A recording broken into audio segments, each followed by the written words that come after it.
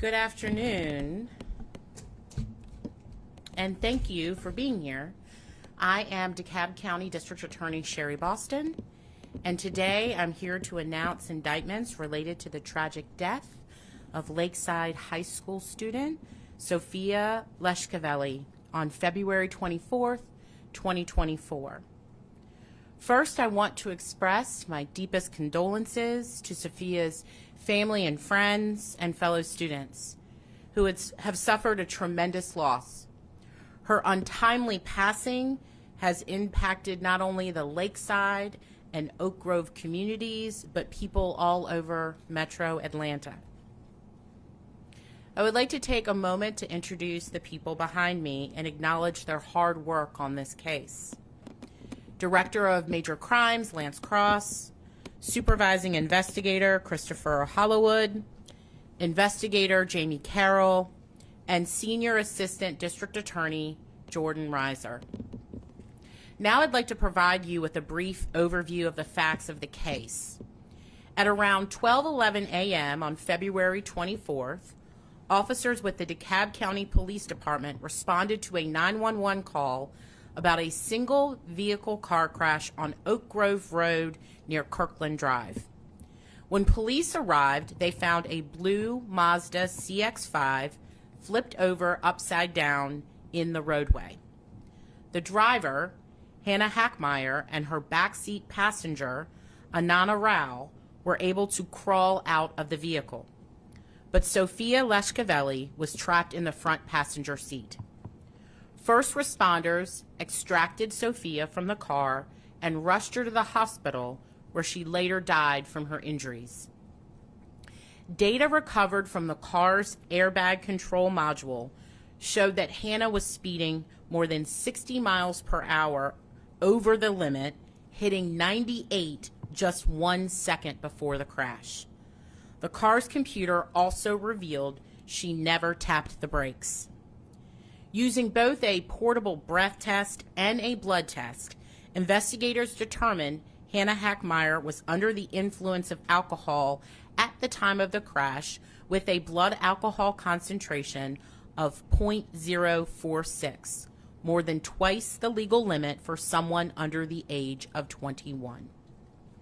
Today, a DeKalb County grand jury has indicted Hannah Hackmeyer on 3 counts of homicide by vehicle in the first degree, 3 counts of serious injury by vehicle, driving under the influence under the age of 21, and driving under the influence of alcohol less safe, reckless driving, and possession of an open container of alcohol within the passenger area. Her case will be assigned to a Superior Court judge and scheduled for arraignment. While Hannah Hackmeyer was the one behind the wheel that terrible night, we have determined that she was not the only one responsible for what happened. Through our investigation, we learned that Hannah, Sophia, and Ananya had spent the evening of February 23rd at Ananya's house. The friends shared a bottle of wine in the kitchen in plain view of Ananya's parents, Sumant and Andita Rao. At around 11:45 p.m., the teens told Mr. Rao they wanted to go for a drive. Ananya's parents knew the girls had been drinking, but they still let them get into a car and leave the house with an open bottle of wine in the front seat. Less than 30 minutes later, a little more than a half-mile away, that decision would prove deadly. Today, the grand jury also indicted Sumant and Andita Rao on charges of involuntary manslaughter, reckless conduct, and maintaining a disorderly house. Immediately following the indictments, grand jury warrants were issued for their arrests. The Raos will also be arraigned to a Superior Court judge and scheduled for an arraignment. We have been in touch with Sophia's family to notify them about today's developments, and will continue to keep them updated as these cases progress through the court system. They respectfully request privacy at this time, and I ask that everyone honor their wishes. There is no greater responsibility in life than for a parent and a child and to keep them safe. As a prosecutor and a mother of 2 teenage daughters, I have never seen a more egregious disregard for safety and well-being of young people as I have in this case. Mr. and Mrs. Rao's choices that night led to the death of a teenage girl. This crash was foreseeable consequence of allowing underage drinking in their home, and worse, allowing someone who they knew had consumed alcohol to drive. But our investigation revealed that that night was not an anomaly. Sumant and Anindita Rao have a long-standing, repeated pattern of allowing teenagers to drink in their home, Halloween, homecoming, the last day of school. The Rao's home was the party house where teens could freely consume alcohol without interference from the adults who lived there, the adults who should have accepted responsibility. It is a miracle that nothing happened prior to February 24th. The Rao's careless behavior has likely impacted hundreds of children over the years, and it is time that they are held accountable. We recognize that prosecuting these cases will not bring Sophie, as her family calls her, back. But we hope that by pursuing justice in her death, we may prevent future tragedies. I'll now open up the floor for a few brief questions. Yes? Hi there. Question for you, Eric, with Fox 5. Just for my own knowledge, why is she being charged with 3 counts of homicide? One person died. Are you talking about Hannah Hackmeyer? Yes. It's just how the case is charged. It's several different ways. Vehicular homicide, based on reckless driving, based on being over the legal limit and less safe. If she were to be convicted, those would all merge into one charge. Yes? Could you share any information about Ananya's injuries that led to the serious injury by vehicle charges from Hannah? What I can say is that the injuries that Ananya sustained that evening are defined as serious injury by the law. She has recovered and has some remaining injuries, but everything that she sustained that night is covered under the law as what's defined by a serious injury in order to charge serious injury by vehicle. What's the punishment look like on this? So in this case, Hannah Hackmeyer, who's charged with vehicular homicide, faces up to 30 years.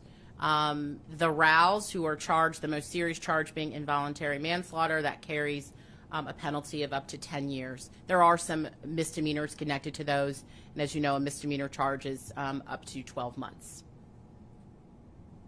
Has Hannah Hackmeyer been booked into the DeKalb County Jail yet? She was previously booked when she was arrested originally for the DUI.